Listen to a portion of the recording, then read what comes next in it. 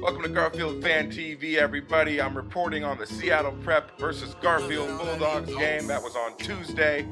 What a contest. Let's get right into this one. Starting off with Seattle Prep's fearsome duo, word to Jackson Woodward, because he put in so much work. He was so hard to deal with all night long for Garfield. The dude goes 6'2", he's a crafty senior. He probably plays every sport they have, just an athlete. He really took us to school and literally gave us everything we could handle. It was just, whenever they needed anything, he was coming up with threes, steals, assists, blocked shots. He was everywhere all at once. He was a game's leading scorer. He kept his team in it. He battled fiercely.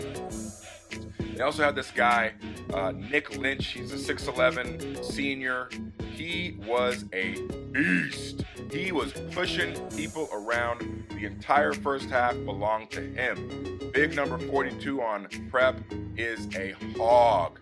I can see why Prep is so highly rated, because they have a complete team. They don't have a whole lot of athleticism, but they play the game the way that you need to when you're lacking in that department. So crazy shout out to him, crazy shout out to Nick, and crazy shout out to Jackson. Those kids played their hearts out, and it was so exciting the entire game long. It was never, decided until the last second.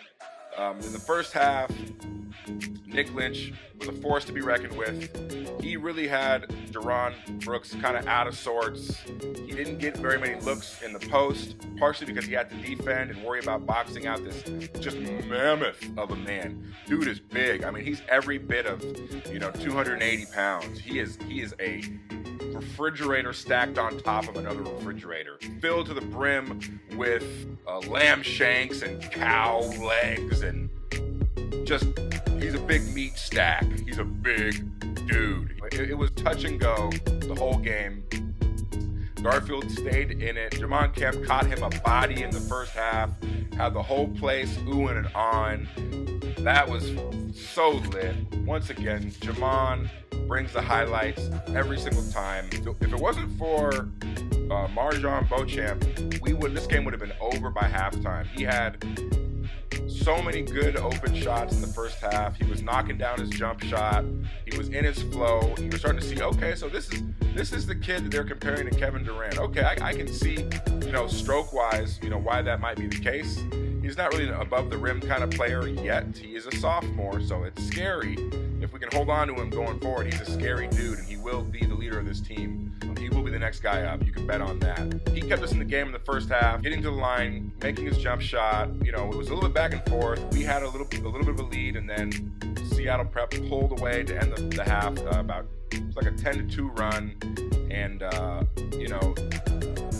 the good thing that came out of the first half is that big number 42 was so dominant. I mean, we couldn't do anything with him. He picked up 3 quick fouls, so that really limited what he was able to do for the rest of the game. And he picked up the 4th foul in the 4th minute of the 4-minute mark of the second half. So he had to sit out the rest of the third quarter. He came back in kind of midway through the 4th, and then was quickly fouled out when Jerron Brooks decided he was going to slow his game down, and he realized how much more skill he has than this Nick Lynch guy, who's really big, and he does have skill, but he doesn't have the kind of skill that Jerron has. And Jerron fouled him out, and after that, things did settle down. But this Jackson Woodward kid, he would not relent. It was just 3 assists, steal. He just was everywhere. I was like, yo, who is this kid? Can somebody in the comments tell me who this kid Jackson Woodward is and where he came from? Because I've never heard of him. And he looks like he could have walked into Garfield's starting lineup. I mean, he was that good. That's high praise. The kid can play. So a lot of props to them. We're still dealing with the injury of Ed Chang. We're still dealing with the suspension of PJ Fuller. He wasn't even allowed in the building.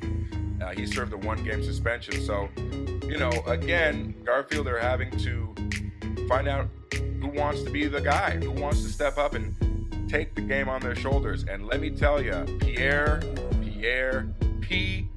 Cockrell. Wow, this kid has ice water running through his veins.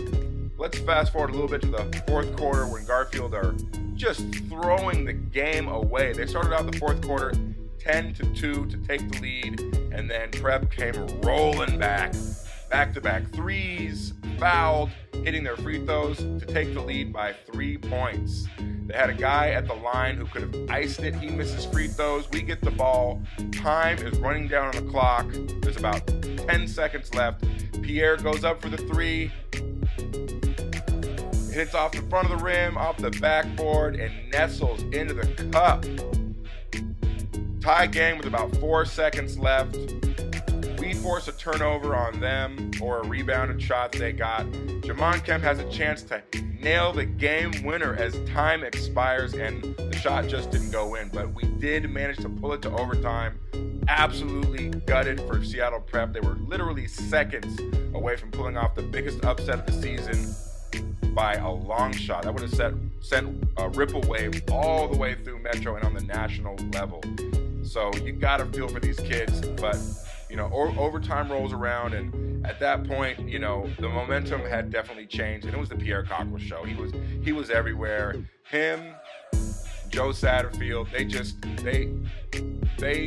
took it there. They really took it there. The reason why Marjan didn't have much of an impact in the second half and in overtime is he picked up his fourth foul and almost got fouled out if it wasn't for a timeout that was called by Prep's head coach right as the foul happened. So there was a little bit of controversy there. He could have been fouled out, but from that point on, he was being subbed out defense for offense on every possession between him and Joe Satterfield, or it could have been Jarrell. Sometimes I get those guys confused, but it was one of the Satterfields came in there and really helped to stabilize the team. I want to give a quick shout out. One dude's game who I really like is Eddie Turner. I really like this kid's game. He doesn't make rash decisions. He plays within himself. He knows he's not like Mr. All-American, yada yada. So he takes cautious shots. He doesn't turn the ball over. He has a nice jump stop where he gets in the lane, draws contact. He's a player that I look to who can really be a leader on this team and kind of takes after, maybe somebody like a Roy Smiley type of guy. Very, very composed, cool head, doesn't get frazzled. He always seems to be in control. So wanted to give a quick shout out to Ed Turner. Great game. It's been fun watching you all season. I'm really a big fan of your game. It's a great game for the high school basketball in Metro. So it's gonna be great to watch this. But the game had everything. Highlights galore, suspense, drama. We had celebrities in the building. Spencer Hawes made a cameo there. That was cool to see him chopping it up with Brandon before the game. And then I got a chance to talk to Spencer for just briefly after the game. But he was like, yo, crazy game. All smiles because everyone who went there was thoroughly entertained, if not a little bit disappointed. But anyway, we look forward to Ballard tomorrow, Friday. It's going to be a good game. There are no off nights in Metro. There just never are. Once again, the same things that plagued Garfield throughout the beginning of the season are still there. We're still a little bit shy when it comes to contact underneath the basket. We have a really hard time running our offense and getting quality shots every time down the floor. And some of our really skilled players, they're still a little bit rushing the game. You gotta let the game come to you and just take a deep breath. I'm feeling for Jerron because he is like waiting to explode. He had that great game against Cleveland where everything he did was working, and he just hasn't quite been able to get back there.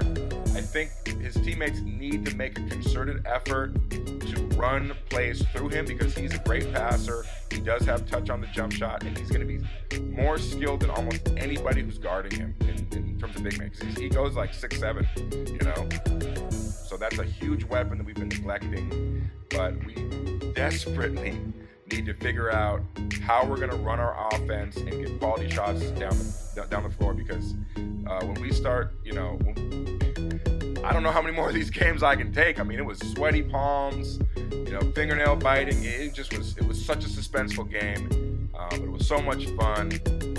Anyway, I'm AGK. This is Garfield FANTV. Thanks for watching. If you like the videos, if you like me documenting Garfield's 2017-2018 season, hit the subscribe button, share the video, comment. We'd love to know what you think. Yeah, otherwise I'll see you at Ballard. I'm going to post the game stream in the comments this time, so that if you want to follow the game as it's happening, you know, when you watch these videos, it'll be there for you. So thanks again for watching. Until next time, peace.